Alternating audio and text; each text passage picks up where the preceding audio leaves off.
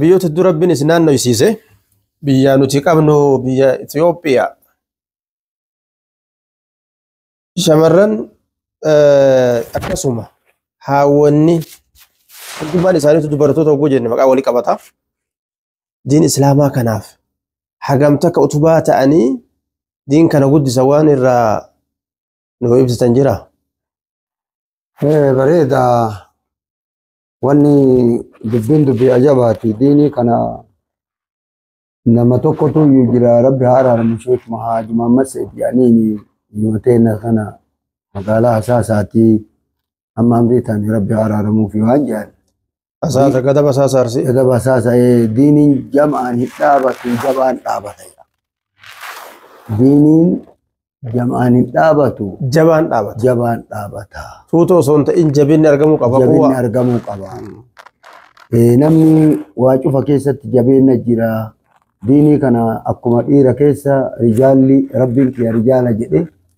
ulumaani islaamaa rijaala jechuun kun wali qabataa dubartii diin kana keessa jabaattillee rijaaluma san keessa waamanti warra jedhuuntu jira akkuma san dubartiin islaamaa qooda guddaa akkuma kaleessanitti bakka guddaa diinii qabdi waan guddaa diinii dabarsite nuhuu qabeeynu biyya dhaynu guututti ديني كان علماء برت أرقمتي بكمرت ويتركون علماء مدتولي علماء برجست وان بيتين نتنا كيست أرجع أجهمه بكموجافا ركو أمة توحيدا كان هداني نما تقطو شيء علي بالله لا جراني أنا ديسيس كيست تجراني ديدان نما كان هيداني نمني كن مو إن اللي سينا نمني تكو شيء تكو دبرسي أولا ورا كراسي سي تجارة سني كراسي دوبرتي مره كراسي يعني جارتي وقا سديتا مالي كراسي هنا جبدو كبا غافا كاني غرتي إكساني تيوري ديني كان غرتي وان كن علماء نما غري ربين علماء تكاسي بيتو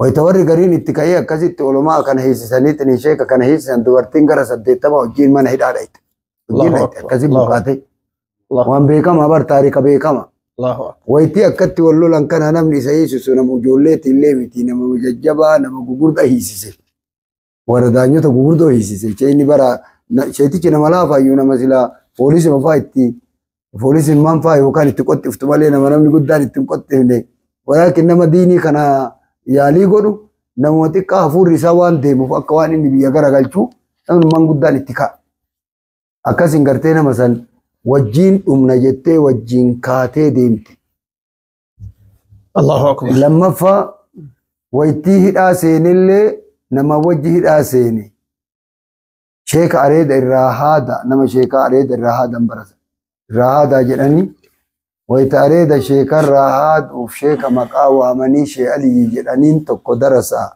شيء ورديدا درسيش بالي كبيرت كارو مقا شيكا كان انا واتي تقبا اني مو اريد انقب الله اكبر الله اكبر شو مري مكان كان شو ورب تشيك كجلا مكان الله اكبر اذا نمني غاف سنه واتي شيكا برات اكسرين غرتي تاريخ ديرا علماء كان نمني واحد دبرسي وني ديني كان نمني كين دبرسي بيمرا وغي ديمت هررغي اور ايتو غرتي غسني تيمو جيمو ديمت اكنا غاف اندرسم مانجير سان كيستي أكمل ريفي تنالي سنتهمه شيكولي وفي بيرته النبيرت نما غرتي كيسو علماء أتاتو جرا دبرتين كدرسان شيكا يسيبر الراحة ترباني يسيبر الراحة أنا أفكرتني واني دبرتين بوتا جبدو أكما جري كاليسا قبدو سنتهن اللي قبدي أيون بيتين يا تنوانا جايبا سلافو دنيا تنالي هند ديونا ولين انجين biyya biraatitti yoo dhageenyu damoosa godhanii fi mootummaan faa yookaan mana diinagdee kuusaa mana muslim beetal maal waan jedhamu yookaan ofiif danda'e akkasii namni waa barata diinima islaamaa kanaawu keenya ammoo gartee qariyaa jedhanii yookaan nafaqaa jedhanii aayyolee tana fuudhee abbaan manaa ittiin galee shamataa fa'a gaafa mana boolla keessaa midhaan dhumatillee yookaan gootaraa keessa dhumatillee shamataa akkasitti nyaachifti waan kana dhiiroo maaltu akkana garaa laaffise garaa laafintiin kun eessaa dhufee namni ofiif jiruu hin qabne miilaan lafa deemti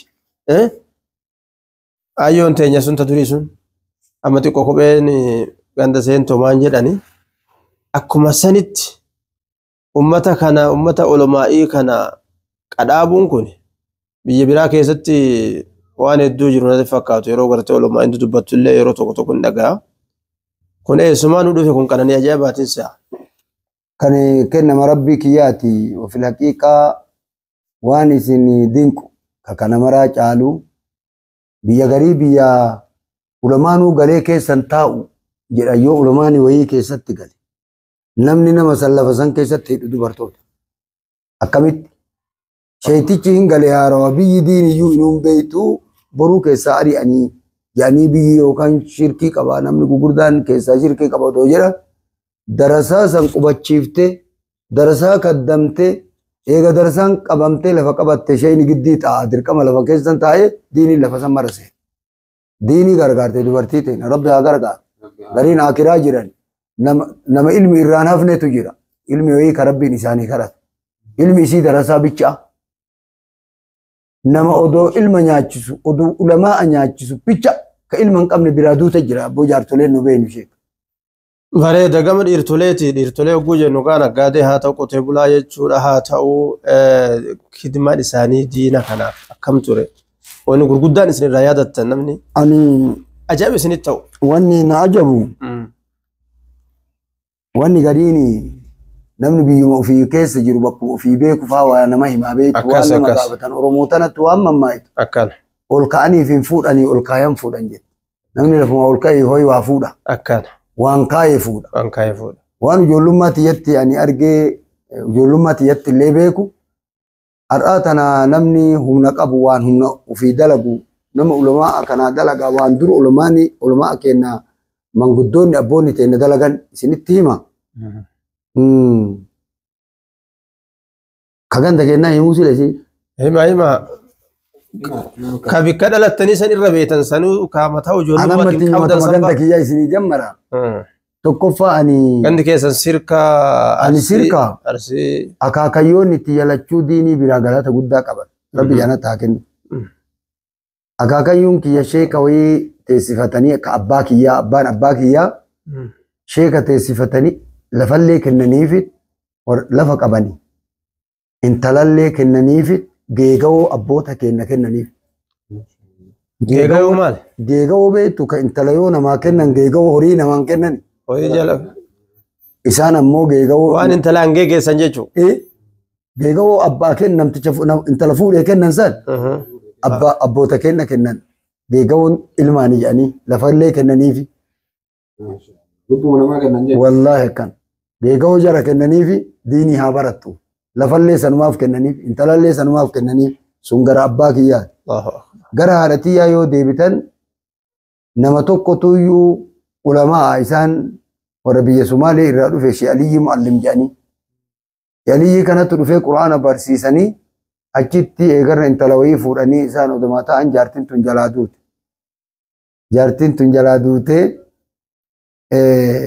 eegarra manbeetoon kennineef warri kun immoo sheekummaa filash godhanii manbeetoo dhaban. Obboleetti bikka bu'aan kennineef idda kaayaa jedhan. Akaakayyuun kiyya aayyoon tiyya manbeetoo lama sanii kennan awwala boo. Haati tiyya rabbi haaraaramuuf. Mucattii xiqqoo ka jaahilli manbeetoo argatu namni diin dhabaa jedhee akaakayyuun kenna haadha tiyya kana kenne. Idda kaayaa. Gaafa kaan isheen hin du'e. Isheen sun hin du'e. Eega isaan amrii ta'anii abbaan kiyya biyya san eega dhufanii gartanii eega sanii abbaan ilman qaban. Namni dubartii wayii ta abbaan manaa irraa abbaan warraa irraa du'e jira. Jecha namni dubbatee akkasiin dubbatanii haadha tiyya tana fuudhanii ani argame immoo gaaf kaani. Allahu akbar waan ajabaati. Naggaatirraa wanni isin beeytan jira yookaan warra mootummaa keessa jirurraa nama diin akkaan gargaare. Namni diin kana gargaare nu diiniin kun aslanuu gargaarsuma shaabii kenna malee human qabu. Naggaatee kana keessa illee nama ajaa'ibaatu jira. Nama ulamaa kana biyyi teena diinii kana waa gootee jirti. Waan isin goote jazaa rabbi haa galchu.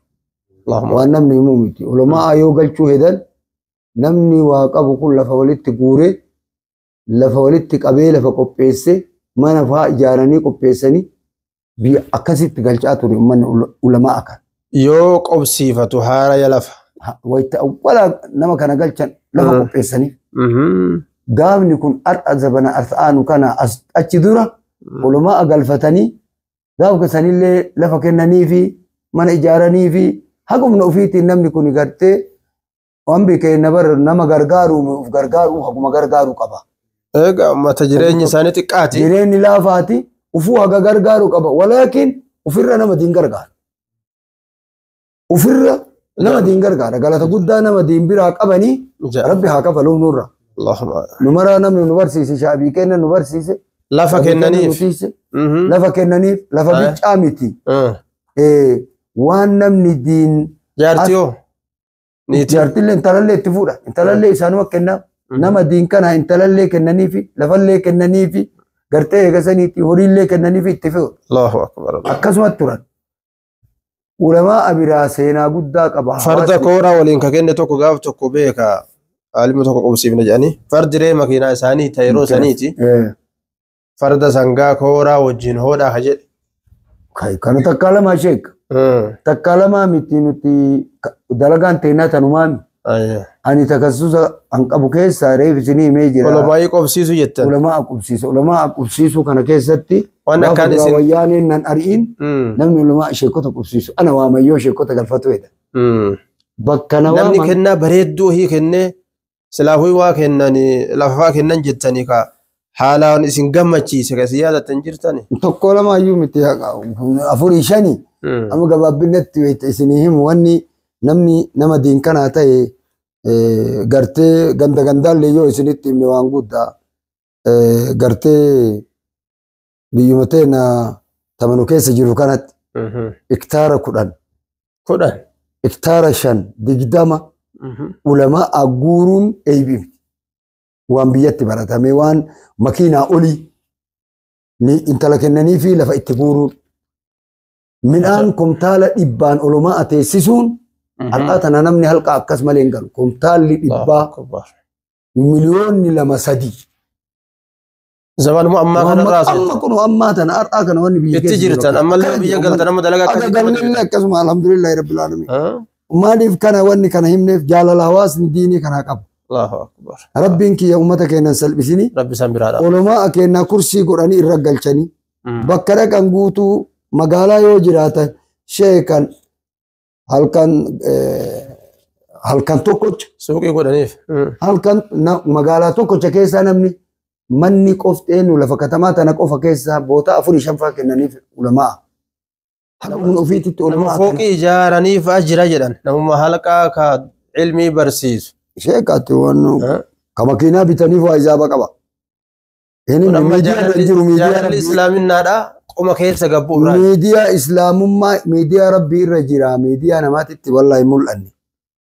Ulamaa warri makiinaa bite awwala yoomi. Kan mul'ates jira kan mul'atinis jira. Kan mul'atin isinii hima kan mul'atin ka isin hin beekne ka isin hin dhagayin.